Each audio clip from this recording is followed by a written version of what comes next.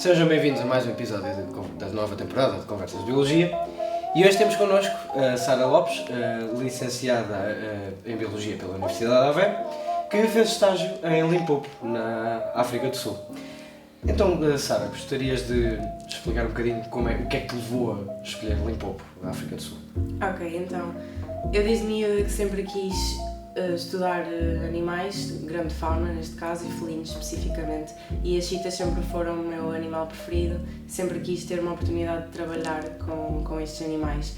E portanto, no terceiro ano, quando eu soube que tínhamos a oportunidade de fazer o estágio fora, fui falar com o professor Mário Verde, porque já tinha ouvido falar do trabalho dele em África, ele maioritariamente com elefantes, mas eu sabia que ele tinha experiência em África, e então decidi falar com ele e perceber se era uma possibilidade de fazer o estágio lá. Nessa altura ele disse-me para eu me focar mais em procurar um estágio na África do Sul ou na Namíbia, porque são onde existem as maiores comunidades de chitas, para eu trabalhar, pronto.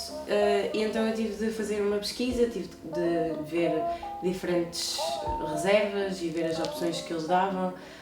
O valor monetário também era um fator importante porque fica muito caro.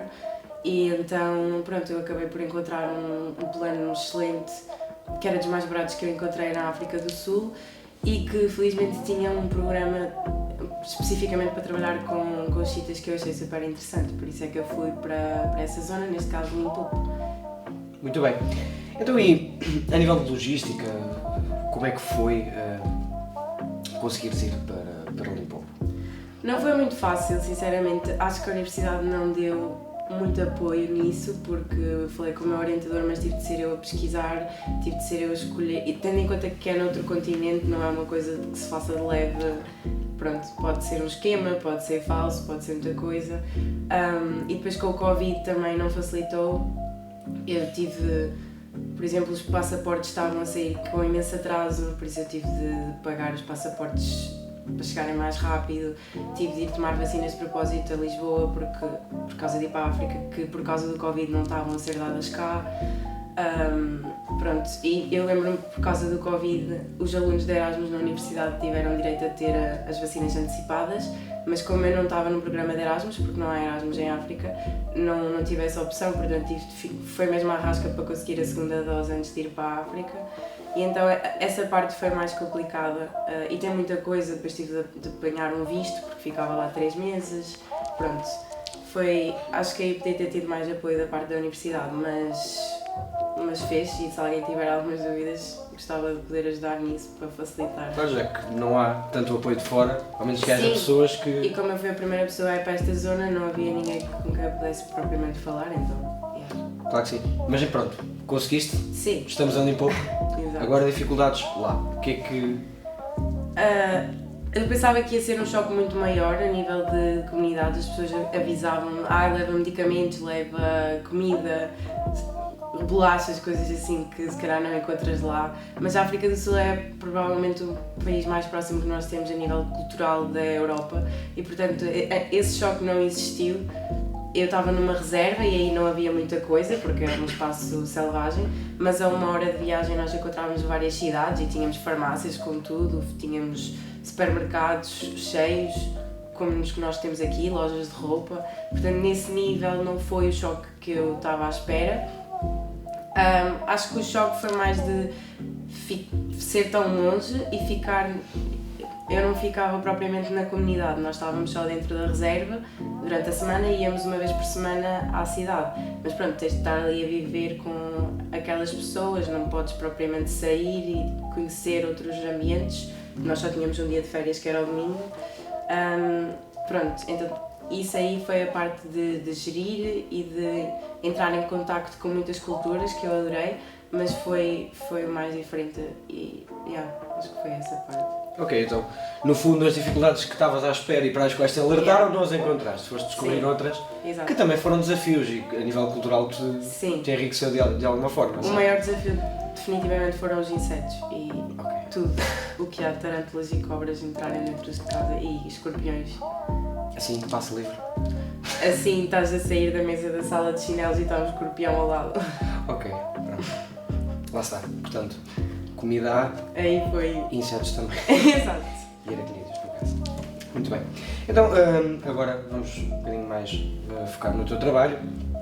Gostava que explicasses um bocadinho da importância do teu trabalho e efetivamente o que é que estiveste a fazer com as chitas, o que é que estiveste a desenvolver. Então, eu fui uma voluntária em Astecário, que é a reserva neste caso, e as chitas é só uma parte do programa deles, porque aquilo é uma reserva que foi comprada por um multimilionário, felizmente, e por isso o único objetivo dele é gerir a reserva para ser o mais natural possível, reintroduzir espécies que uma vez existiram lá e que já não existem, por caça ou qualquer razão, ao contrário de muitas outras reservas que têm muitos propósitos turísticos.